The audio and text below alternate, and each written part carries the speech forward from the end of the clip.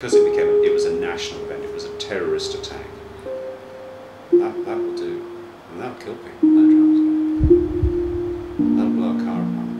That'll blow a car apart. We were trained as frontline troops, as cannon fodder, or smash windows and do all sorts of things and cut you to pieces. Its effect would be devastating, absolutely devastating. This would all be shredded, it would just go, it would just walk. And that's often what kills people. It's not the actual explosion itself. All the windows gone completely, and that kills a lot of people. That kills them. We had an incident at Gatwick. A woman had, it's like a novelty toy. The security called me over. Oh, you can laugh at it now, but at the time you thought, what the hell's going on here? I remember the security guard's face, and he looked at me as if he'd just seen a ghost. And there, as plain as day, were 3 sticks of dynamite and a timing device on the top of it. And this lady just said, oh it was a clock. It was a bloody clock. It was one of these. But she just didn't seem to think that it would have caused the problem. Now, we did on a number of occasions completely closed down the arrivals area. But that still didn't give you what the textbooks were saying for an improvised explosive device, which was a 100-meter safety zone. Once the tallow hardens, you can skim off a layer of glycerin. If you were to add nitric acid, you got nitroglycerin. If you were then to add sodium nitro and dash the sawdust, you got dynamite. Yeah, with enough soap, one could blow up just about anything. Tyler was full of useful information. Completely homemade, and it's very easy to make them homemade. All you need is a certain amount of explosive, and that can be a tiny bit, doesn't need much to take a hand off. A detonator and an ignition source. Well, that could be found in anywhere. A 9-volt battery could do the job. The light switch. Now, if you take off the front face of a light switch, you could pack 250 grams of high explosive in that light switch.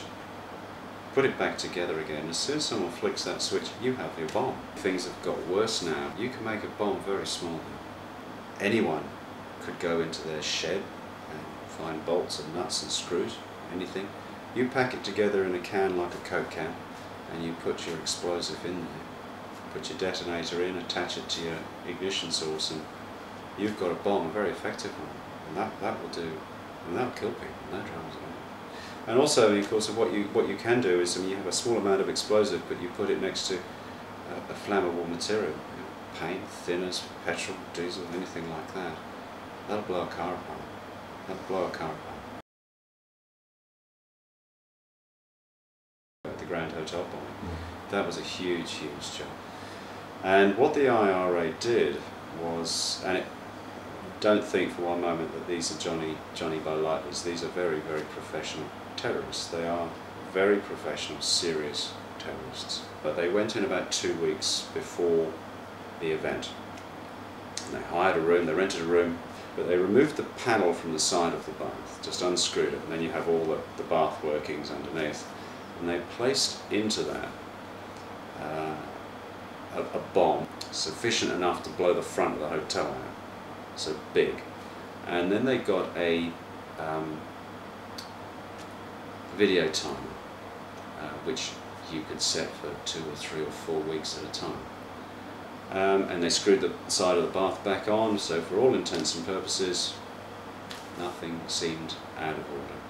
The Tory party, the cabinet ministers came into the hotel, and then one morning, bang, off it went. So to do something like the Grand Hotel was a huge task, and then to be able to reconstruct not only the bomb and the mechanism, but down to the type of VCR that was used. I mean, it was an extraordinary piece. It was an extraordinary feat of forensic science. You don't get involved in a firefight. I mean, that's movie stuff. That's movie stuff. It doesn't happen. When we had a body in the boot, I never shot anyone, thank God. I didn't want to go down that track. But that wasn't a terrorist thing. It was just a straight-out murder. Very boring, very mundane. But as quick as you can pull the trigger, the bullets go off. No, never involved in a gunfight. Big suitcase, and it was just absolutely jammed with pills. No, I wasn't shot at. That's a lot of dope. That's a lot of money. Got very jaded. It doesn't happen like that in real life. Was deadly boring. Was deathly boring.